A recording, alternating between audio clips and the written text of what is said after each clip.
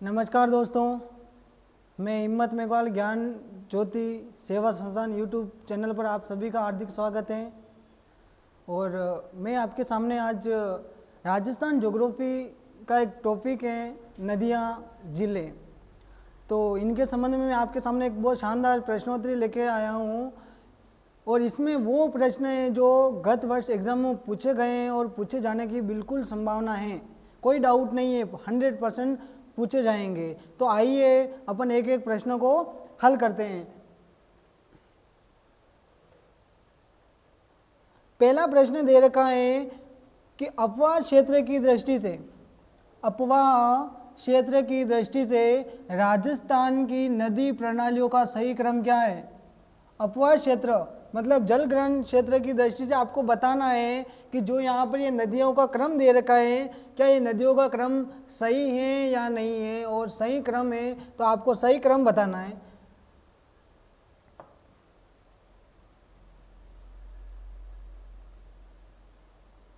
आइए देखते हैं इन क्रम को अपन।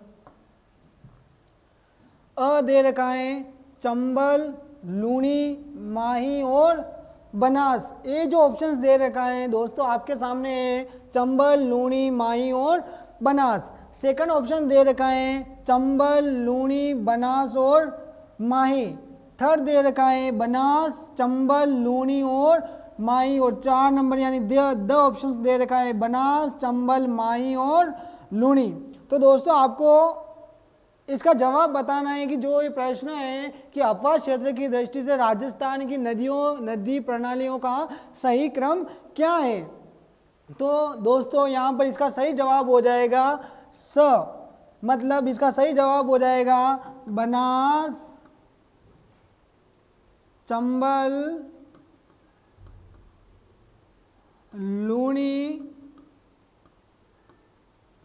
और माही। इसका जो सही क्रम होगा वो क्या होगा, बनास, चंबल, लूणी, माही होगा। चलो नेक्स्ट प्रश्न देखते हैं। अगला प्रश्न दे रखा है कि बनास नदी का उद्गम स्थल कहाँ है। जब मैंने आपको नदियाँ पढ़ाई थी तो बहुत शानदार तरीके से आपको नदियाँ मैंने बताई थी कि अरब सागर की ओर अपना जल ले जाने वाली कौन सी नदी है, बंगाल की खाड़ी की और अपना जल ले जाने वाली कौन सी नदी है, और एक जो अलग प्रकार का अफवाह तंत्र पाया जाता है पूरे भारत में वो राजस्थान में है, उसको बोलते हैं आंतरिक प्रवाह की नदियाँ। यानी वो नदियाँ जो अपना जल किसी भी सागर या महासागर में नहीं डालते हुए कुछ स्थान तक दूरी तय करने के बाद वो विलुप्त हो जाती है, वो नदियाँ कहलाती है आंतरिक प्रवाह की नदियाँ। तो यहाँ पर प्रश्न पूछा है कि बनास नदी का उद्गम स्थल कौन सा है।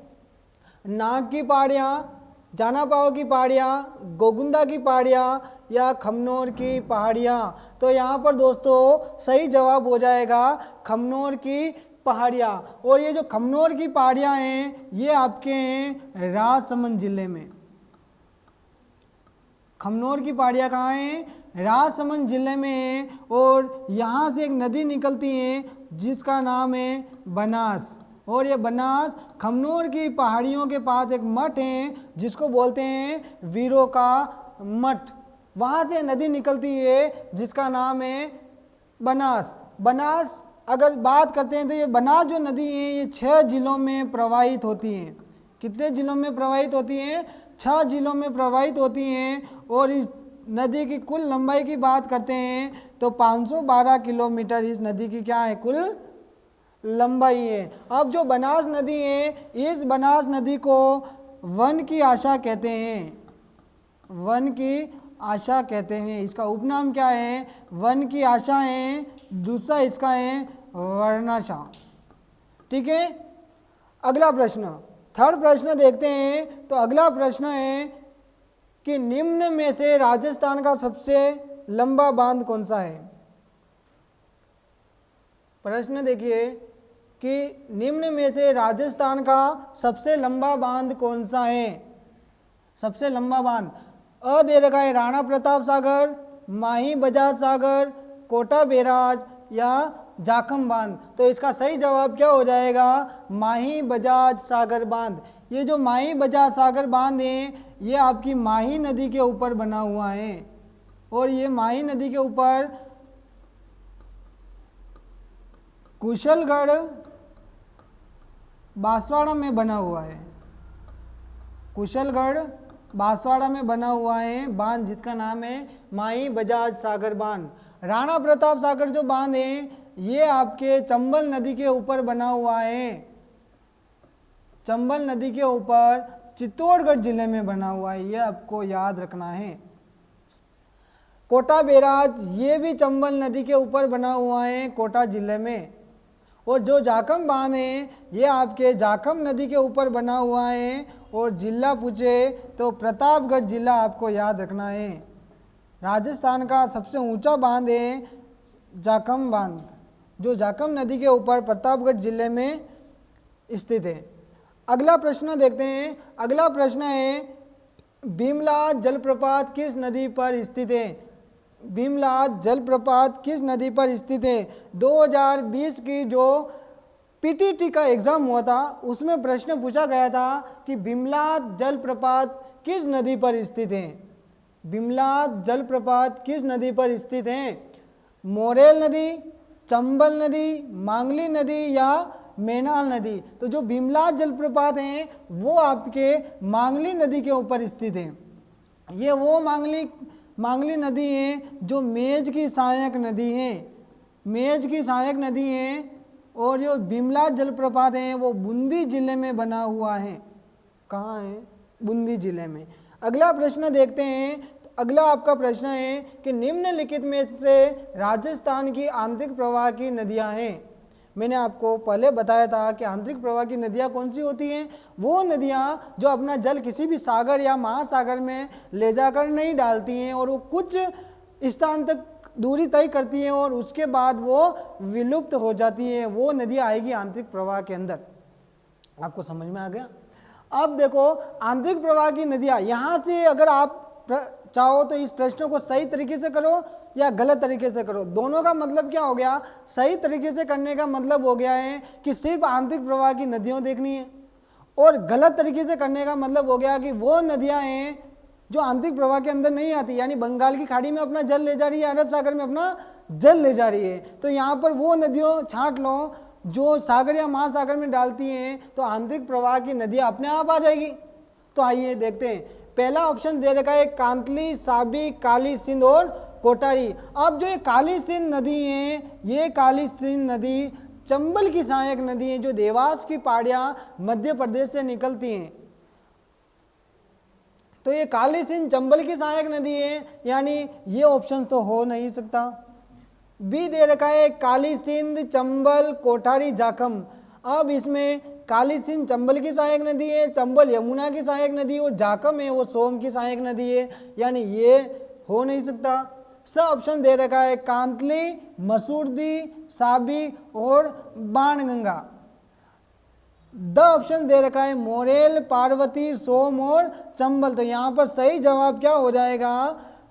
स हो जाएगा कांतली, मसूरदी, साबी, बाणगंगा। कांतली नदी खंडेला की पहाड़ियाँ सिकट से निकलती है, मसूरदी कोटरी गांव है जैसलमेर में, वहाँ से इसका उद्गम होता है, साबी सेवर की पहाड़ियों से निकलती हैं, और पटौदी जो हरियाणा में है गांव है पटौदी, वहाँ पर एक झील है जिसका नाम है नजफगढ़ झील, और उस झील में जाकर क्या हो जाती है? विलुप्त हो जाती है साबी, और इसका दूसरा नाम क्या है? साहिबा। अगली नदी है बाणगंगा। ये बाणगंगा नदी है भरतपुर में जाकर विलुप्त हो जाती है। तो इसका सही जवाब हो जाएगा कांतली, मसूरदी, साबी और बाणगंगा। अगला प्रश्न है कि राजस्थान में नाइट्रोजन युक्त हरित नील शैवाल खाद कौन सी झील में पाया जाता है? राजस्थान में नाइट्रोजन युक्त नील हरित शैवाल, नाइट्रोजन युक्त नील हरित शैवाल राजस्थान की कौन सी झील में पाया जाता है? सांबर, जयसमंद झील, तलवाड़ा झील या मोती झील? तो इसका सही जवाब हो जाएगा आपके मोती झील। ये जो मोती झील है, ये मोती झील आपके भरतपुर जिले में स्थित है, भरतपुर जिले में स्थित है। और इस झील का निर्माण करवाया था सूरजमल ने।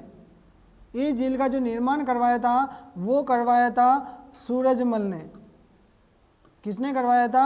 सूरजमल ने करवाया था। नेक्स्ट प्रश्न देखते हैं। तो अगला आपके सामने है कि राजस्थान में निम्न में से कौन सी झील है जो राष्ट्रीय झील संरक्षण में सम्मिलित नहीं है? राजस्थान में निम्न में से कौन सी झील राष्ट्रीय झील संरक्षण कार्यक्रम में सम्मिलित नहीं है? पिछोला, नक्की, आना सागर या मान सागर। पिछोला जो उदयपुर में स्थित है ये भी सम्मिलित है, नक्की झील भी इसमें सम्मिलित है और अजमेर की आना सागर झील भी इसमें सम्मिलित है। मतलब जो मान सागर झील है ये झील इसमें सम्मिलित नहीं है। यहाँ तक आपको समझ में आ गया। अगला प्रश्न देखते हैं। अगला प्रश्न है कि निम्न में से कौन सा युग्म सम्मिलित नहीं है? निम्न में से कौन सा युग्म सम्मिलित नहीं है? मतलब आपको असम्मिलित युग्म को चयन करना है। चंबल पार्वती, बिल्कुल साहब ये बात सही है, क्योंकि चंबल की सहायक नदी है पार्वती जो सीहोर की पहाड़ियों से निकलती हैं और सवाई माधोपुर के पास पलिया गांव में जाकर किसमें मिल जाती है? चंबल में मिल जाती है। दूसरा है लूणी, बिल्कुल भाई साहब ये बात भी सही है। लूणी है वो सुकड़ी जो नदी है वो लूणी की सहायक नदी है और जो सुकड़ी नदी है ये सोजत पाली से निकलती है। अगला बनास हतमती, भाई साहब यहाँ पर ये जो प्रश्न है ये प्रश्न ये जो ऑप्शन है ये गलत है। क्यों है कि जो बनास है ये जो हतमती नदी है बनास की सहायक नहीं है। ये हतमती जो नदी है ये साबरमती की सहायक नदी है, साबरमती की सहायक नदी है। तो सही जवाब क्या हो जाएगा? स हो जाएगा, बनास। आपको असम्मिलित चिन्ह देखना है और असम्मिलित कौन सा है? बनास और हतमती वाला।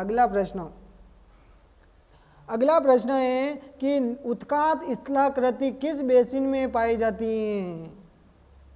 उत्कात स्थलाकृति किस बेसिन में पाई जाती है? मैंने आपको भौतिक प्रदेश पढ़ाए थे तब मैंने आपको ये चीज़ बताई थी कि वह कौन सा बेसिन है जिसमें उत्कात स्थलाकृति पाई जाती है, अवनालिका पाई जाती है। तो समझ में आ गया कौन सा है? ये हो जाएगा चंबल बेसिन। और जो चंबल बेसिन है ये जो नदी है चंबल बेसिन में उत्कात स्थलाकृति पाई जाती है। क्यों? चंबल नदी बीहड़ों के लिए जानी जाती है, बीहड़ों के लिए जानी जाती है या डांग के लिए जानी जाती है। डांग का राजा कौन है? डांग का राजा भाई साहब धौलपुर है। अरे राजा है तो इसकी रानी भी होगी। हाँ भाई साहब बिल्कुल होगी। तो इसकी रानी कौन है? रानी इसकी है करौली। यहाँ तक समझ में आ गया आपको। अगला प्रश्न है कि निम्न में से कौन सी झीलों का निर्माण अकाल राहत कायदों के तहत हुआ है? निम्न में से कौन सी झीलों का निर्माण अकाल राहत कायदों के लिए हुआ है? अकाल राहत कायदों के लिए हुआ है। फोय सागर, राजसमंद, बंद बारेटा या सभी? अ व ब दोनों, अ व स दोनों, ब व स दोनों या इनमें से कोई नहीं। पेन नहीं दिख रहा है आपको? चलो वापस रेड पेन ही ले लेते क्योंकि रेड ही दिखता है यहाँ पर। तो देखो फोय सागर है, इसका निर्माण भी अकाल राहत कायदों के तहत किया गया था। एक इंजीनियर थे जिनका नाम था फोय और उन्होंने इस झील का निर्माण किया था और ये झील है आपके अजमेर में। राजसमंद झील ये भी अकाल राहत कायदों के लिए किया गया था क्योंकि यहाँ पर घेवर माता सती हुई थी और इस झील का क्या हुआ था? निर्माण हुआ था। तो अ व ब दोनों सही हैं, यानी ऑप्शन ए दे रखा है, अ व ब दोनों सही है। अगला प्रश्न देखते हैं। अगला प्रश्न है कि माही, सोम, जाखम नदियों का त्रिवेणी संगम स्थान है। ये आप मुस्कुराओ मत, आपको पता चल गया है कि इसका सही जवाब क्या है। माही, सोम, जाकम नदियों का जो त्रिवेणी संगम बनता है ये कहाँ बनता है भाई साहब? ये बनता है बेनेश्वर धाम डूंगरपुर में। कहाँ बनता है? बेनेश्वर धाम डूंगरपुर में। और जो बेनेश्वर धाम है इसका निर्माण किसने किया था? यहाँ पर खंडित शिवलिंग की पूजा होती है और इसका निर्माण किया था संत मावजी ने। तो मुझे बताओ कि संत मावजी का पैनोरमा कौन से जिले में स्थित है? तो यहाँ पर सही जवाब क्या हो जाएगा? बेनेश्वर धाम। अब देखो, अगर आपको बीएससी करनी है तो आप सवाई माधोपुर चले जाओ। अगर आपको बीएससी करनी है तो आप सवाई माधोपुर चले जाओ, क्योंकि यहाँ पर भी त्रिवेणी संगम हो रहा है बनास, सीफ और चंबल का। याद करने की ट्रिक खुद बनानी पड़ेगी, दूसरों की ट्रिक यूज़ करने से क्या होता है कि एक शब्द भी अगर भूल जाते हैं तो प्रॉब्लम हो जाती है। रामेश्वरम, सवाई माधोपुर में कौन सी नदियों का त्रिवेणी संगम होता है भाई साहब? बीएससी का होता है। बीएससी बैचलर ऑफ साइंस नहीं होता है, यहाँ होएगा बनास, सीफ और चंबल। और इसके बाद यहाँ से आगे नदी हो जाएगी चंबल। राजमहल टोंक, राजमहल टोंक बीकेडी, बनास, खारी और डाई का त्रिवेणी संगम होता है। और बिगोद भीलवाड़ा में, बिगोद भीलवाड़ा में आपके बीबीएम होगा। बीबीएम कैसे होगा? बनास, बेडज और मैनाल का त्रिवेणी संगम होता है, बिगोद भीलवाड़ा में होता है। अगला प्रश्न, अगला प्रश्न देखिए, राजस्थान की पूर्णतः सबसे लंबी नदी कौन सी है? जल्दी से कमेंट करके बताइए कि राजस्थान की पूर्णतः सबसे लंबी नदी कौन सी है? तो राजस्थान की पूर्णतः सबसे लंबी नदी है वो है बनास। पूर्णतः मतलब वह नदी जो राजस्थान की किन्हीं पहाड़ियों से निकलती हैं और राजस्थान में वो किसी में मिल जाती हैं, तो वो नदियां हैं, वो नदी है बनास। क्योंकि बनास की लंबाई 512 किलोमीटर है और ये सवाई माधोपुर जिले में जाकर चंबल में मिल जाती। तो पूर्णतः जहाँ शब्द आ जाए वो आपको देखना है, मतलब एक ही राज्य में किसी नदी में मिल जाना। ठीक है, तो इसका सही जवाब क्या हो जाएगा? बनास। लेकिन प्रश्न ये नहीं, प्रश्न ये होता कि राजस्थान की सबसे लंबी नदी कौन सी है, तो सही जवाब होता यहाँ पर चंबल। क्या होता? चंबल होता। अगला प्रश्न देखिए, अगला प्रश्न है कि बनास नदी किस जिले में सर्वाधिक सर्पिलाकार आकृति में बहती है? बनास नदी किस जिले में सर्वाधिक सर्पिलाकार आकृति में बहती है? मतलब ये नदी बतानी है कि कौन से जिले में जाकर ये सांप की तरह, नागिन की तरह क्या करती है? डांस करने लग जाती है। तो ये सही जवाब हो जाएगा आपके टोंक। टोंक जिले में जब बनास नदी प्रवेश करती है तो ये सांप की तरह चलती है। ठीक है, यहाँ क्लियर हो गया। अगला प्रश्न, अगला प्रश्न है कि राज्य के किस जिले में चोपड़ा झील स्थित है? जब मैंने आपको बताया था, जब जिले पढ़ा रहा था, तो ये मैंने अच्छी तरह से आपको समझाई है कि चोपड़ा झील राजस्थान के किस जिले में स्थित है? हनुमानगढ़, झालावाड़, बूंदी, पाली। तो इसका सही जवाब हो जाएगा आपके पाली। ये जो चोपड़ा झील है ये आपके पाली जिले में स्थित है। अगला प्रश्न, निम्न में से नाव के आकार की झील कौन सी है? निम्न में से नाव के आकार की झील कौन सी है? तो जो नाव के आकार की झील है वो आपके हैं बंद बारेठा। और ये जो बंद बारेठा झील है ये भी आपके कहाँ स्थित है? भरतपुर में स्थित है। यह बात आपको याद रखनी है। कितनी बार रिपीट होता है कि नाव के आकार की झील कौन सी है? बंद बारेठा। नाव के आकार की झील कौन सी है? बंद बारेठा। अगला प्रश्न, अगला प्रश्न देखिए कि निम्नलिखित में से किस झील का निर्माण ज्वालामुखी उद्गार से हुआ है? यानी क्रेटर का थोड़ा बहुत उदाहरण है। नदी झील बतानी है और ये बताना है कि वो ज्वालामुखी उद्गार से हुई है। ठीक है, आइए देखते हैं। नक्की झील, बिल्कुल भाई साहब, ये इसका निर्माण जो हुआ था वो ज्वालामुखी उद्गार से हुआ है, क्योंकि ये भी क्रेटर का क्या है? उदाहरण है। सांबर झील, बिल्कुल ये भी ज्वालामुखी उद्गार से हुआ है। और पुष्कर झील है, इसका भी निर्माण ज्वालामुखी उद्गार से हुआ है। तो इसका सही जवाब क्या हो जाएगा? सभी। मतलब नक्की झील, सांबर, पुष्कर, ये सारी की सारी वो झीलें हैं जिसका निर्माण ज्वालामुखी उद्गार से हुआ है। अगला प्रश्न है आपके कि राजस्थान की वह कौन सी नदी है, राजस्थान की वह कौन सी झील है, झील है यहाँ पर ना, राजस्थान की वह कौन सी झील है जिसके पास डिम्बिया तालाब स्थित है, राजस्थान की वो झील बताना है जिसके पास डिम्बिया तालाब स्थित है। डी से डिम्बिया, डी से डूंगरपुर, डी से डिम्बिया और डी से डूंगरपुर, और डूंगरपुर में एक ही झील स्थित है जिसका नाम है गेप सागर, और इस गेप सागर के पास एक तालाब है जिसका नाम है डिम्बिया तालाब। यहाँ तक समझ में आ गया। अगला प्रश्न,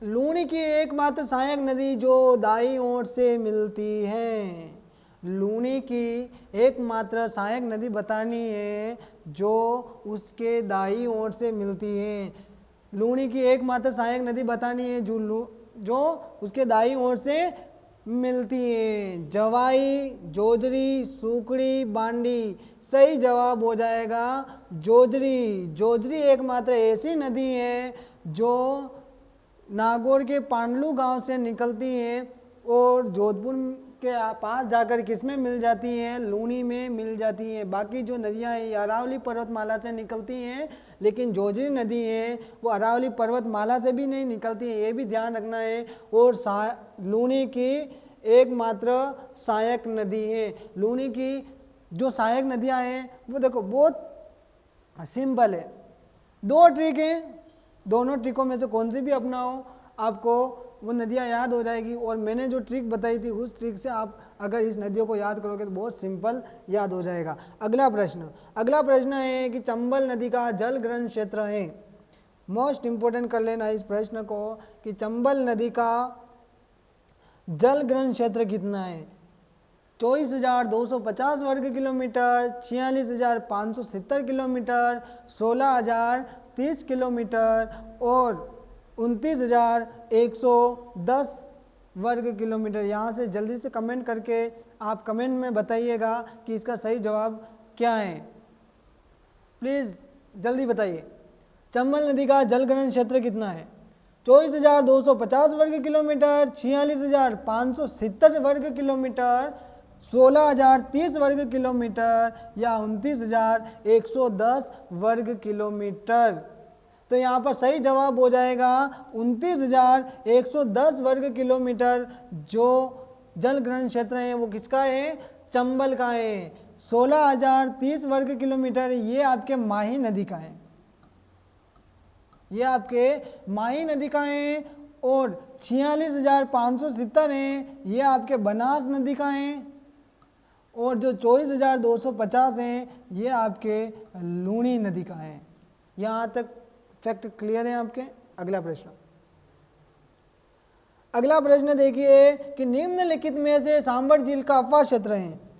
निम्नलिखित में से आपको बताना है कि सांबर झील का अफवाह क्षेत्र कितना है।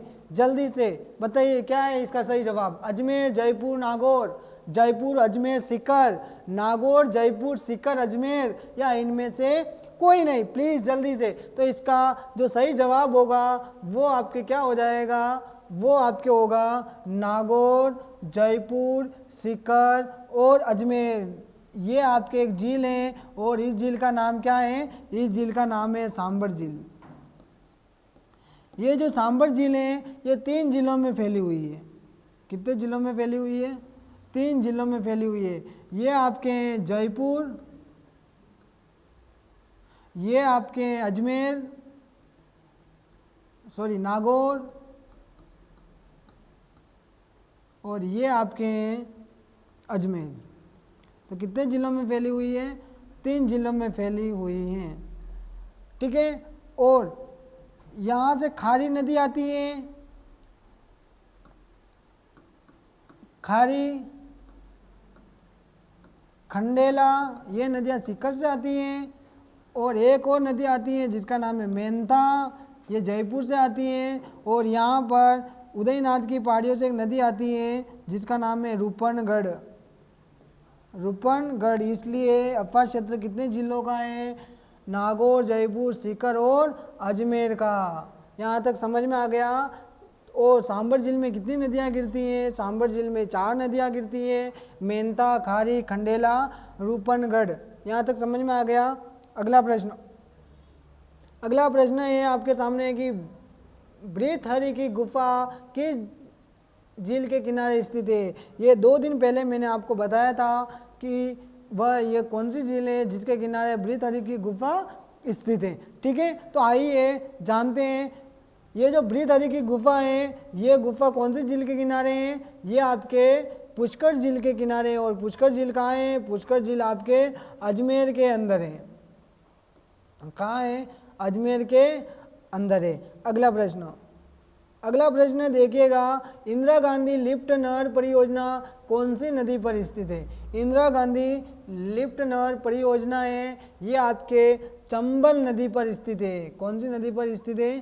चंबल नदी पर स्थित है। अगला प्रश्न कि राजस्थान में कौन सी नदी के किनारे कनफड़े नाथ का तीर्थ स्थल है? कनफड़े नाथ का, तो ये आपके हो जाएगा बाणगंगा।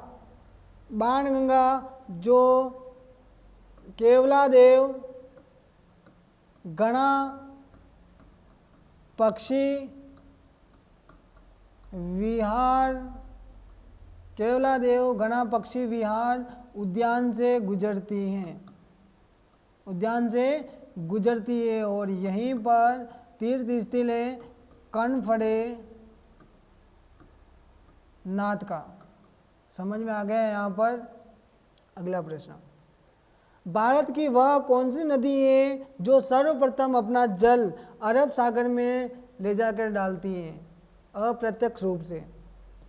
भारत की वह नदी कौन सी है जो सर्वप्रथम अरब सागर में अपना जल ले जाकर डालती है? तो सही जवाब हो जाएगा लूनी। ये लूनी है जो कच्छ के रण में जाकर खत्म हो जाती है, लेकिन जब जवार भाटा के थ्रू इसका जो जल होता है वो सर्वप्रथम जाता है अरब सागर के अंदर। तो सही जवाब हो जाएगा लूनी। अगला प्रश्न है, किस नदी के किनारे कैला देवी माता का मंदिर स्थित है? सबको पता होगा ये तो। किस नदी के किनारे कैला देवी माता का मंदिर स्थित है? कैला देवी माता का मंदिर करौली में है भाई साहब। कैला देवी का मंदिर करौली में है और ये आपके कालीसील नदी के किनारे स्थित है। काली सिंध अलग है, कालीसील अलग है। कालीसील एमपी से आती है, जबकि काली सिंध एमपी से आती है और कालीसील आती है करौली की पहाड़ियों से। ठीक है, तो इसका सही जवाब हो जाएगा कालीसील। अगला प्रश्न, अगले जो प्रश्न है वो पर्यटक पे आ गए हैं। यहाँ से आपके पर्यटन बहुत इम्पोर्टेंट है, जो राजस्थान की जीडीपी में भी बहुत अपना योगदान रखता है। तो आइए देखते हैं पर्यटन से कौन कौन सा प्रश्न पूछे गए हैं, पूछे जाएंगे। बिल्कुल पूछे जाएंगे, 100% पूछे जाएंगे। और जो मैंने आपको पर्यटन के बारे में बताया था वो आप ध्यान से उसको पढ़ लेना। आइए, राज्य में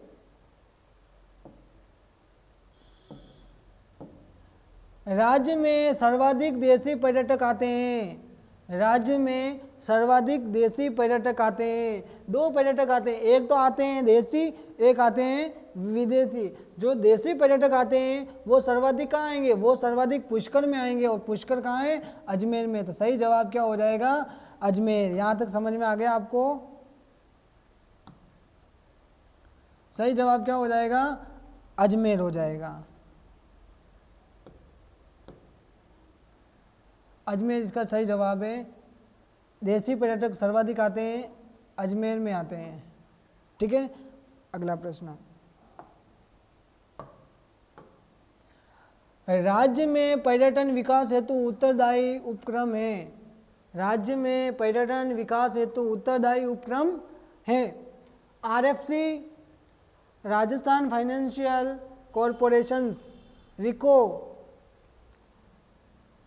Rajasthan industrial investment corporations limited, RTDC, Rajasthan tourism development corporation या उद्योग निदेशालय। तो सही जवाब हो जाएगा इसका आरटीडीसी,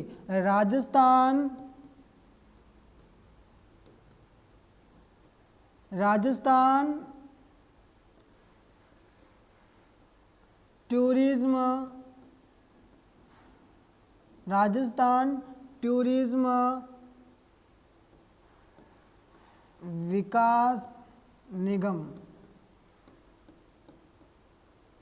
राजस्थान टूरिज्म विकास निगम, ये जो राजस्थान आरटीडीसी है, इस आरटीडीसी की अगर स्थापना की बात करते हैं तो इसकी स्थापना जो हुई थी, इसकी आपकी स्थापना हुई थी अप्रैल, स्थापना तो 1978 में हो गई थी, लेकिन इसका जो कार्य प्रारंभ हुआ था वो हुआ था 1 अप्रैल 1979 में। और जो आरटीडीसी का मुख्य उद्देश्य क्या है? आरटीडीसी का मुख्य उद्देश्य है कि विभिन्न गतिविधियां आयोजित करवाना, विभिन्न गतिविधियां हैं वो आयोजित करवाना, मेले आयोजित करवाना, उसके बाद आपके हो जाएगा महोत्सव, जो महोत्सव होते हैं शीत महोत्सव उनको आयोजित करवाना, जिससे क्या होता है कि जो पर्यटन होते हैं वो राजस्थान में सर्वाधिक आ पाएंगे। जब पर्यटन सर्वाधिक आएंगे तो राजस्व आय की भी क्या होगी, प्राप्ति ज़्यादा होगी। तो यहाँ पर सही जवाब था RTDC, Rajasthan tourism development corporation. और इसका जो मुख्यालय है, इसका मुख्यालय है आपके जयपुर में। राजधानी है तो राजधानी में होगा, जयपुर में इसका मुख्यालय है। अगला प्रश्न है, हरिश्चंद्र सागर बांध परियोजना किस नदी पर स्थित है? वापिस नदी आ गई। तो हरिश्चंद्र सागर बांध परियोजना किस नदी पर है? तो ये आपके काली सिंध पर। कौन सी नदी पर है परियोजना बनी हुई है? काली सिंध पर बनी हुई है, झालावाड़ जिले में। अगला प्रश्न, प्रसिद्ध चामुंडा माता का मंदिर, प्रसिद्ध चामुंडा का माता का मंदिर है जहाँ पर पगलिया या पद चिन्हों की पूजा की जाती है, वह किस झील के किनारे या किस झील में स्थित है? प्रसिद्ध चामुंडा माता का मंदिर, प्रसिद्ध चामुंडा माता का जो मंदिर है वो मंदिर किस झील के किनारे स्थित है? प्रसिद्ध चामुंडा माता का मंदिर जहाँ देवी के पगलियाँ पूजे जाते हैं वह किस झील के किनारे स्थित है? फतेह सागर, सिलीसेड, पिछोला या नवलखा? आप बताओ कौन सी झील के किनारे स्थित है, क्योंकि मैंने जब पढ़ाई थी झीलें तब बताया था। तो सही जवाब क्या हो जाएगा? पिछोला। और ये पिछोला झील है कहाँ है? ये पिछोला झील आपके उदयपुर जिले में स्थित है। कौन से जिले में स्थित है? उदयपुर जिले में स्थित है। महलों के पीछे होने से इस झील का निर्माण, इस झील का क्या नाम था? पिछोला। अगला प्रश्न है कि राजस्थान का प्रथम सप्त गौ माता मंदिर किस झील के पास स्थित है? राजस्थान का प्रथम सप्त गौ माता मंदिर मतलब कि 7 गर्भवती जो गायें होती है उनकी पूजा की जाती है, उनके लिए प्रथम सप्त गौ माता मंदिर है वो किस झील के पास स्थित है? रेवासा, काछोर, कावोद, कुचामन। देखो ये सारी की सारी झीलें हैं खारे पानी की है, तो यहाँ पर सही जवाब हो जाएगा रेवासा। रेवासा जो झील है वो सीकर में है और इसी झील के किनारे एक मंदिर स्थित है, सप्त गौ माता मंदिर। अगला प्रश्न, पर्यटन बहुत इंपॉर्टेंट। पर्यटन, राजस्थान पर्यटन का लोगो, यानी लोगो का मतलब तो समझते हैं वो लोगो नहीं, लोगो। राजस्थान पर्यटन का लोगो जनवरी 2019 में बदल कर क्या कर दिया गया? आरएस में पूछा गया था प्रश्न ये। राजस्थान पर्यटन का लोगो जनवरी 2016 में बदल कर क्या कर दिया गया? डोला मारू, पधारो मारे देश, जाने क्या दिख जाए या रंगीलो राजस्थान। तो 2016 में कर दिया गया था जाने क्या दिख जाए, जाने क्या दिख जाए, लेकिन कुछ दिखा ही नहीं, तो 2019 में वापस कर दिया पधारो मारे देश। 1979 में डोला मारू, 1979 में था डोला मारू, 1993 में कर दिया गया पधारो मारे देश। उसके बाद जाने क्या दिख जाए जनवरी 2016, और रंगीलो राजस्थान 2008, और जब 2019 आया तो अशोक गहलोत सरकार के द्वारा वापस क्या कर दिया गया, पधारो मारे देश, पधारो मारे देश। Got it. अगला प्रश्न, कृष्णा धार्मिक पर्यटन सर्किट के अंदर राजस्थान के कौन कौन से जिले सम्मिलित हैं? कृष्णा कृष्णा कृष्णा कृष्णा धार्मिक पर्यटन सर्किट मतलब वो जिले बताने हैं या वो सर्किट बताना है जिस सर्किट में भगवान कृष्ण के मंदिर हैं। ठीक है, डूंगरपुर, उदयपुर, बांसवाड़ा, जयपुर, झालावाड़, भरतपुर, धौलपुर या जयपुर, राजसमंद, सीकर। सही जवाब हो जाएगा आपके जयपुर, राजसमंद, सीकर। जयपुर, जयपुर में मंदिर है गोविंद जी का, जयपुर में मंदिर है गोविंद जी का। राजसमंद में है आपके श्रीनाथ जी, श्रीनाथ जी और द्वारिकाधीश, द्वारिकाधीश का मंदिर है। ठीक है, और सीकर में है आपके खाटू श्याम जी का मंदिर। तो ये जो 3 जिले हैं ये कृष्णा सर्किट के अंदर आते हैं। अगला प्रश्न, पर्यटन को बढ़ावा देने हेतु कालबेलिया स्कूल ऑफ डांस की स्थापना कहाँ की गई? पर्यटन टूरिज्म को बढ़ावा देने के लिए कालबेलिया स्कूल ऑफ डांस की स्थापना कहाँ की गई? तो सही जवाब हो जाएगा हाथीग्राम आमेर। जो हाथीग्राम आमेर है वहाँ पर कालबेलिया स्कूल ऑफ डांस की स्थापना की गई थी, जिससे पर्यटन क्या हो देंगे, पर्यटन अब यहाँ पर आएंगे, ज़्यादा देखेंगे, तो इससे क्या होगा, पर्यटन को बढ़ावा देने के लिए कालबेलिया स्कूल ऑफ डांस की क्या कर दी गई, स्थापना कर दी गई। स्कूल ऑफ वास्तु, ये जो स्कूल ऑफ वास्तु है इसकी स्थापना की गई है आपके पुष्कर में, स्कूल ऑफ वास्तु। ठीक है, ये सफारी के लिए। और फतेह सागर ये आपके उदयपुर में, और यहाँ पर भी विभूति पार्क की स्थापना की है, विभूति पार्क की स्थापना की है पर्यटन को बढ़ावा देने के लिए। और फतेह सागर से आप थोड़ा नीचे उतरोगे, मतलब फतेह सागर से थोड़ा आप इधर जो शैलियों की बाड़ी है, इन शैलियों की बाड़ी के इधर आओगे तो वहाँ पर वैक्स म्यूजियम की स्थापना की गई है। वैक्स वो भी किस में आता है, पर्यटन को बढ़ावा देने के लिए। ठीक है, अगला प्रश्न, राजस्थान सरकार ने पर्यटन को किस वर्ष उद्योग घोषित कर दिया गया? राजस्थान सरकार ने पर्यटन को किस वर्ष उद्योग घोषित किया गया?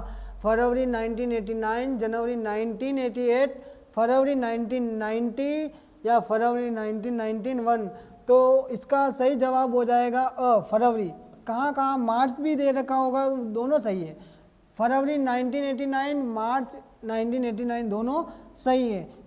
और उस समय राजस्थान सरकार ने क्या करा, पर्यटन को उद्योग घोषित किया गया। और जो किया गया था वो यूनुस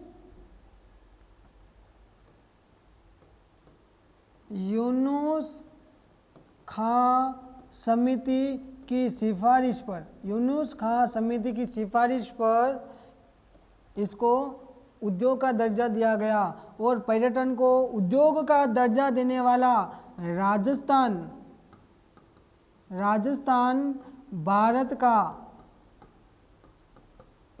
का पहला राज्य है, पहला राज्य बना। यहाँ तक क्लियर? अगला, बस हो गए आपके यहाँ तक। तो ये जो मैं आपके सामने प्रश्नोत्तरी लेके आया, बहुत शानदार प्रश्नोत्तरी रही है और मैं आशा करता हूँ कि यहाँ से भी आप बहुत कुछ सीखे होंगे। तो अगली बात, अभी कोरोना चल रहा है तो कोचिंगें चल नहीं पा रही है, तो हम आपके सामने ऐसे ही प्रश्नोत्तरी लेके आएंगे। प्रश्नोत्तरी से ये पता चलेगा कि आपको किस तरह से तैयारी करवानी है। ठीक है, प्रश्नोत्तरी में अगर आप प्रश्न सही कर रहे हो, 20 में से अगर आपने 15-17 प्रश्न सही करे हैं तो उसके हिसाब से आपको तैयारी करवाएंगे बिल्कुल। और कोरोना में बहुत बहुत ध्यान रखें, मास्क जरूर पहने, 2 गज की दूरी जरूर बनाएं। Thank you so much.